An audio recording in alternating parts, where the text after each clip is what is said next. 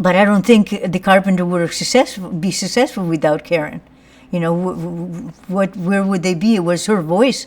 Richard always had the preeminent position as the serious musician and the sort of the brains of the outfit in Agnes's mind. And I think Karen's too. I mean, she sort of gave into it. How much more could she fight? She did it internally. She didn't do it in front of them. Well, Agnes regarded Richard as the genius, because I guess he was always into music from the start with the records, and his father used to buy him records, and they used to listen to records. And Karen was out there playing baseball and doing stuff like that. So I think that Agnes had this idea that he created the Carpenters, and Karen took second seat. Clearly, Richard was always in control of them as a creative team, and Carpenters as a brand. He wrote the music, he found the music, he produced the music. He was responsible. He was and is a musical genius in that way. He created their sound, and they moved across country for Richard's music career. He was always supposed to be the star. I forget who told me, but I think they played with Boston Pops. And the parents came backstage, and Agnes didn't say anything to Karen. She congratulated Richard. So after the audition was over, this Joe Osborne wanted to sign Karen and not Richard, at which point Agnes put her foot down very firmly and said, you take both of them or no deal. And you wonder how little Karen might have felt about that. Probably the first time in her life that the spotlight kind of moved over and focused on her, but that was not in the plan. And Agnes, they became a duo. But I don't think the Carpenter would have be successful without Karen. Where would they be? It was her voice.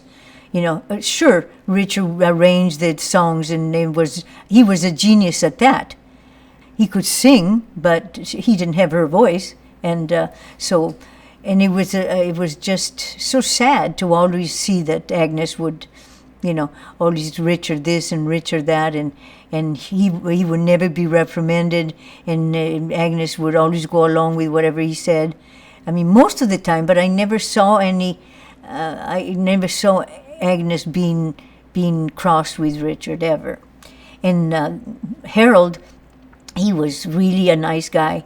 Didn't say much. I guess there was nothing to say because Agnes said it all. He was really a nice guy, quiet, and he was very soft-spoken, and he didn't have an opinion on anything.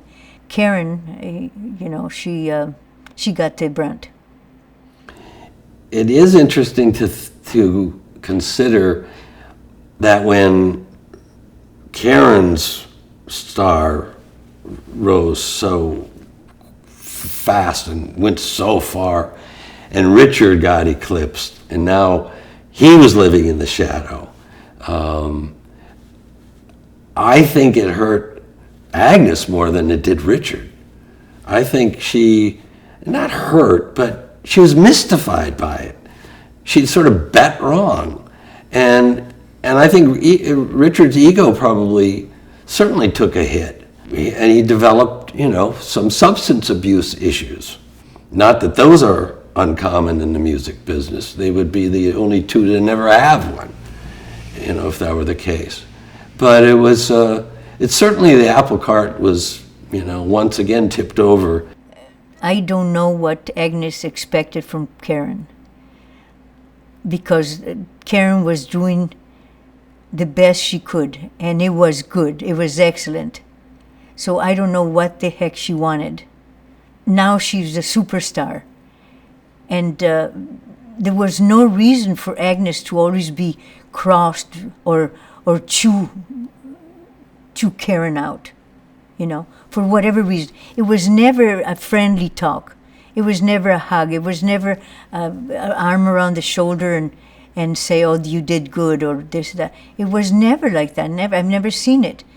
She didn't do that with Richard either, but you could tell the tone of voice when she talked to Richard that was totally different, you know. And Karen respected her mother, but she didn't like she didn't like taking that from her all the time. So in other words, Agnes' attitude in a way was, "Hey, you're a superstar because I was the one to push you, and I was the one that sacrificed." You know, and so they felt the guilt, and the guilt, you know, sort of weighed them down. They had, you know, bricks on their feet. So when they got the house in Downey, they moved in there, but it wasn't still anything separate. But also Richard had the studio at the house. You know, all his record, all the studio, the one room was soundproof, so he would go over there anyway. So he only slept at the other house. So, and then when Karen got the condominium, she would still come home now and then. But I don't know when she bought the condominium, but I think one of the reasons why she went to New York was just to get away. And just recording with Phil Ramone was probably spreading her wings. And then, of course, Richard being not so steady on his feet. So I think she was rebelling. You know, our belief systems as human beings get set pretty young in our family nucleus and then with society. And many of us grow up with belief systems that are absolutely false, but we believe them. They're real to us. You know, you're fat, you're stupid, you're ugly, you're never going to amount to anything, whatever it is. If our parents tell us that, we believe it.